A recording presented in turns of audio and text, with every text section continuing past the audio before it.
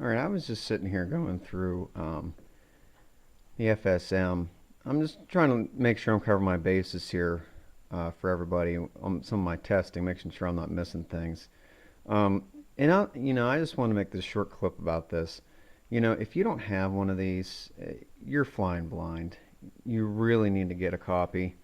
The amount of information here is it's mind-boggling. I understand that, but it's so good. If you sit down and take the time to read this and understand how the system works, it makes life so much easier.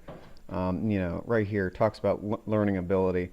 You disconnect the battery, you clear the codes. Right here, I'm sorry. I don't expect you to be able to read this. Um, Clearing the codes, it resets learned values.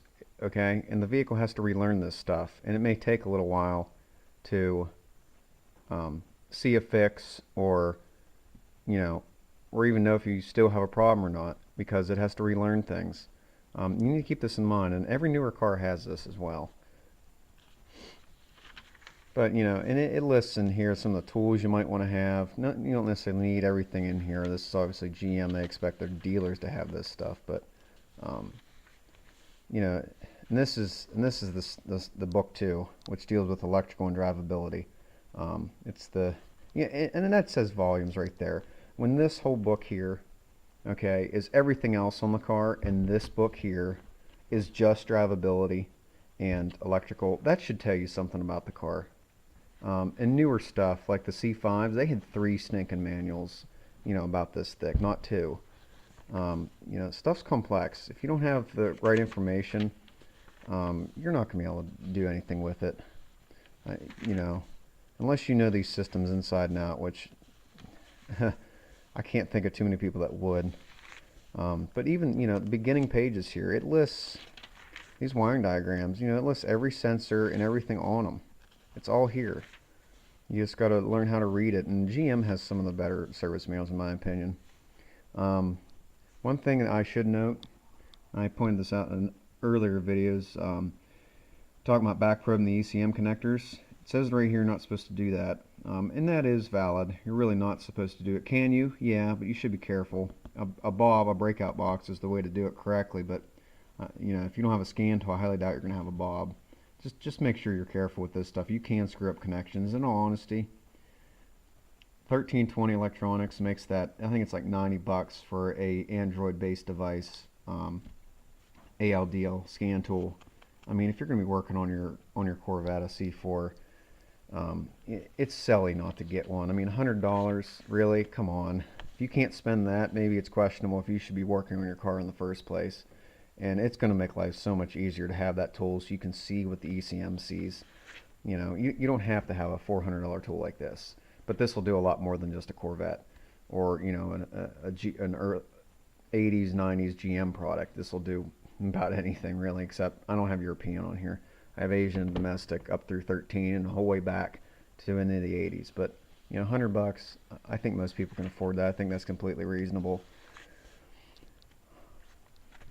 Some of the things in here, for instance, all this data right here, Tech One data, this is all data you can compare to sitting at idle and see if everything's correct. Again, if you don't have this, you're not going to know this stuff. If you own this car, one of these cars, and you plan on working on it, you should have this. This is essentially your Bible. A couple things I want to point out, because I was going through here. And, they have the flow charts. I'm not a big fan of flow charts. If you don't know the systems and you're not familiar with them, okay, they have some value. But for the most part, if you have an idea what you're doing, you don't need flow charts. Engineers write them, and the good technicians don't need flowcharts. I'm not a fan. But little blurbs like this, the ECM supplies a voltage of about 450 millivolts between terminals D6 and D7. And to most people that's not going to mean nothing, but it means something to me. I don't know if it's going to focus, but here's D6, D17 sensor ground, bank 1 oxygen sensor signal. What this is telling me is the ECM is applying what they would call a bias voltage.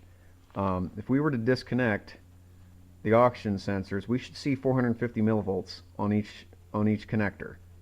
So what does that tell us about the circuit? That tells us that the circuit back to the ECM is probably good. And that's, and that's important. Look, note this: engine ground, oxygen sensor ground. Got to make sure that's clean so these guys work correctly. Um, just little blurbs like that tell me that this is applying a bias voltage, and that's important to know because it can help you with diagnostics.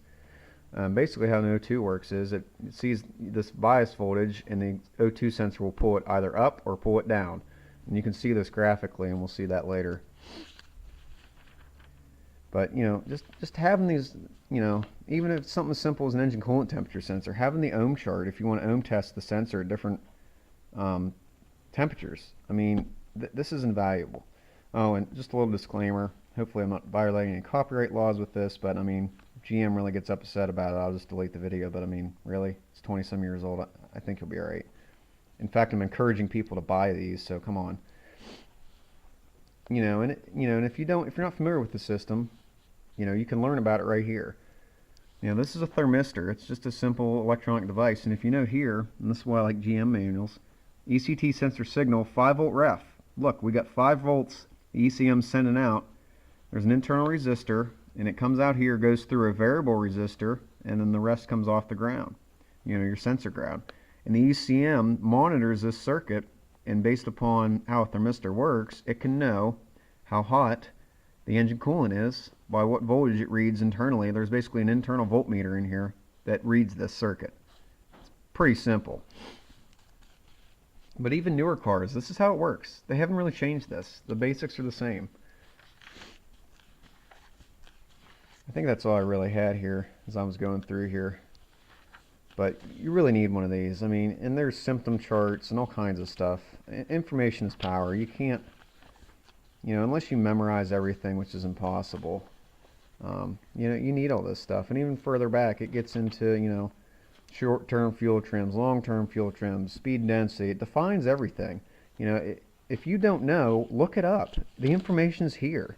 It's out there, and if you're not willing to spend the money on a set of these, then, maybe you shouldn't be working on the car in the first place. I mean, if you just want to shotgun parts at it, have fun with that.